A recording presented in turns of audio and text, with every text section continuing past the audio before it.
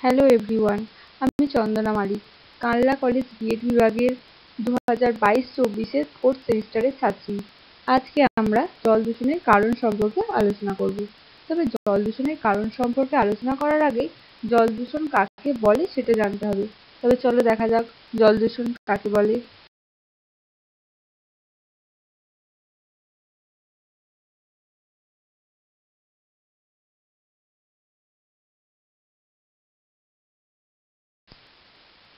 তাহলে চলো দেখা যাক জল দূষণ কাকে বলে। জলে বিভিন্ন অবাঞ্ছিত রাসায়নিক বা জৈব পদার্থ, জীবাণু মিশে গিয়ে সেই জল মানুষ ও অন্যান্য প্রাণীর ব্যবহারের অযোগ্য হয়ে গেলে এবং সেই জলজ উদ্ভিদ ও প্রাণীর বসবাসের অনুপযুক্ত হয়ে গেলে তখন জল দূষিত হচ্ছে। একে আমরা জল দূষণ বলি। এই জল দূষণ কি কি কারণে হয়, কিভাবে হয় সেটা আমরা পরের স্লাইডে দেখব। কিন্তু তার আগে আমাদের জানতে হবে পৃথিবীতে স্বাদু জলের পরিমাণ কতটা।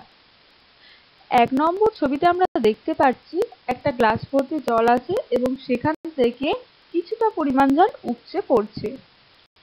আমরা জানি আমাদের পৃথিবীতে 3 ভাগ জল এবং 1 ভাগ স্থল আছে এবং সেই 3 ভাগ জলকে আমি একটা গ্লাস ভর্তি জলের সাথে তুলনা করেছি। এই একটা গ্লাস ভর্তি জল যেটাকে আমি 97% করেছি সেটা হচ্ছে সমুদ্রের নোনা জল এবং বাকি যে 3% জলটা উপচে পড়ছে সেটা হচ্ছে ফ্রেশ ওয়াটার। এই ফ্রেশ ওয়াটারটা আমাদের পৃথিবীতে কোথায় কিভাবে আছে সেটা আমরা 2 নম্বর ছবিতে দেখব। এই ফ্রেশ ওয়াটারটাকে যদি আমি 100% এর সাথে তুলনা করি তাহলে কোথায় কিভাবে জলটা আছে দেখি। 70% জল আছে হিমবাহের বরফ রূপে, 29% জল আছে ভূ অভ্যন্তরে ভৌম জল রূপে এবং বাকি 1% জল আছে নদী, হ্রদ বা জলাশয়ে এবং এই 1% জলটাই হলো আমাদের প্রাণের উপযোগী, যা আমরা পান করতে পারি। এবার আমরা জল দূষণের কারণগুলি সম্পর্কে আলোচনা করব।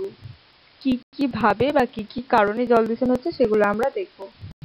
প্রথমেই দেখো শিল্প কারখানা থেকে জল দূষণ, মানে শিল্প কারখানা থেকে কিভাবে জল দূষণ হয় সেটাই আমরা দেখব।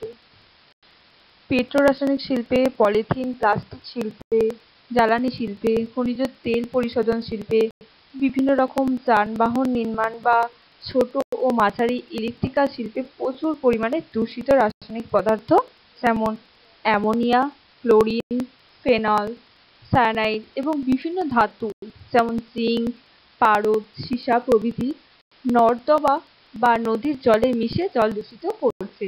পাশের ছবিতে আমি দেখিয়েছি কিভাবে শিল্প কারখানা থেকে জল দূষণ হচ্ছে। নেক্সট পয়েন্ট, গৃহস্থালী থেকে জল দূষণ। দেখো একটা ছবিতে দেখতে পাচ্ছি আমরা যে একজন মহিলা তার বাড়ি থেকে কিছু জিনিসপত্র এনে সেগুলো পুকুরের জলে ধুচ্ছে। এর ফলে কি হচ্ছে, পুকুরের জলটা দূষিত হচ্ছে। এছাড়াও তোমার বাড়িতে মায়েরা দেখবে পুজো করার পর সেই ফুল বা পাতা সমস্ত কিছু কি করে পুকুরের জলে ফেলে, এর ফলে কিন্তু পুকুরের জল দূষিত হয়। তাহলে গৃহস্থালী থেকে কিভাবে জল দূষণ হয় সেটা আমরা দেখি। সেটা হচ্ছে গ্রাম এবং শহর এলাকার বিভিন্ন আবর্জনা ও বর্জ্য পদার্থ যেমন গৃহস্থালীর দৈনন্দিন রান্না, খাবারের টুকরো, দূষিত বস্তু, শৌচাগারের মলমূত্র, সাবান, ডিটারজেন্ট, ফিনাইল প্রভৃতি নিকাশি নালার মাধ্যমে ভূগর্ভের জলে, নদীতে বা জলাশয়ে পড়ে জলকে দূষিত করে তুলছে। এভাবেই কিন্তু গৃহস্থালী থেকে জল দূষণ হচ্ছে। নেক্সট পয়েন্ট হলো কৃষিক্ষেত্র থেকে জল দূষণ। তোমরা এই ছবিটায় দেখতে পাচ্ছ যে দুজন ব্যক্তি জমিতে কিছু রাসায়নিক সার বা কীটনাশক প্রয়োগ করছে।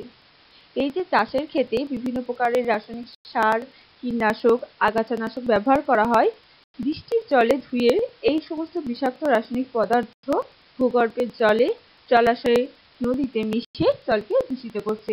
এভাবেই কিন্তু কৃষিক্ষেত্র থেকে জল দূষণ হচ্ছে।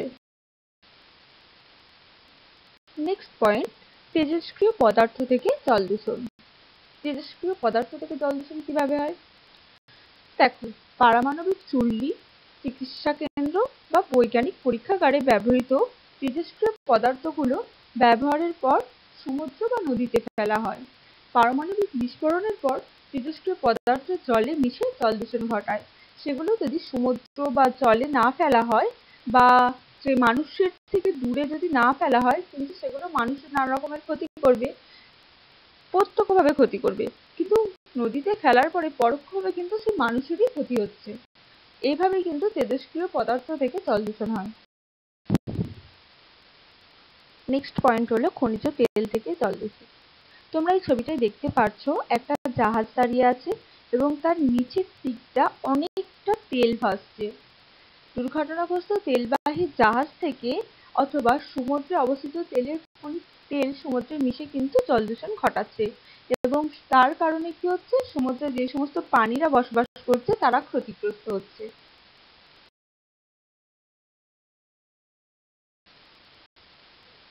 নেক্সট পয়েন্ট, আর্সেনিক দূষণ। এই আর্সেনিক দূষণের ফলে কিভাবে জল দূষণ হয়?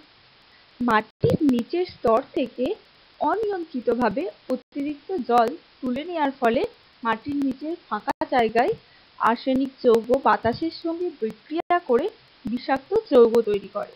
এই যৌগ জলে মিশে নলকূপের জলের মাধ্যমে পানীয় জলে মিশে যায় এবং জলে ক্লোরিন অতিরিক্ত পরিমাণে থাকলেও কিন্তু জল দূষিত হয়। এভাবেই কিন্তু আর্সেনিক দূষণের ফলে জল দূষণ হয়। এবং সর্বশেষ পয়েন্ট হলো বায়ু দূষণ থেকে জল দূষণ। হয়তো তোমরা বলবে যে বায়ু দূষণ থেকে কিভাবে জল দূষণ হয়? দেখো, কলকারখানা এবং যানবাহনের ধোঁয়ার মাধ্যমে বাতাসে sulphur dioxide, nitrogen oxide, carbon monoxide ইত্যাদি জমা হয় এবং বৃষ্টির জলের সঙ্গে সালফার ডাই অক্সাইড ও নাইট্রোজেন ডাই অক্সাইড বিক্রিয়া করে বিভিন্ন জলাশয়ের জলকে আম্লিক করে দেয়। এর ফলে কিন্তু আমরা এখন দেখতে পাই বিভিন্ন জায়গায় অ্যাসিড বৃষ্টি হচ্ছে, সেটাও কিন্তু এই বায়ু দূষণের ফলেই হয়। তাই বায়ু দূষণ থেকে জল দূষণের একটি গুরুত্বপূর্ণ ভূমিকা রয়েছে। তাহলে আজ আমরা জানলাম জল দূষণ কিভাবে হয় বা কি কি থেকে হয়। তবে জল দূষণের ফলে কি হয় বা প্রাণী জগৎ বা উদ্ভিদ জগতে এর কি প্রভাব পড়ে সেগুলো আমরা নেক্সট ভিডিওয়ে জানবো। ভিডিওটি দেখার জন্য ধন্যবাদ।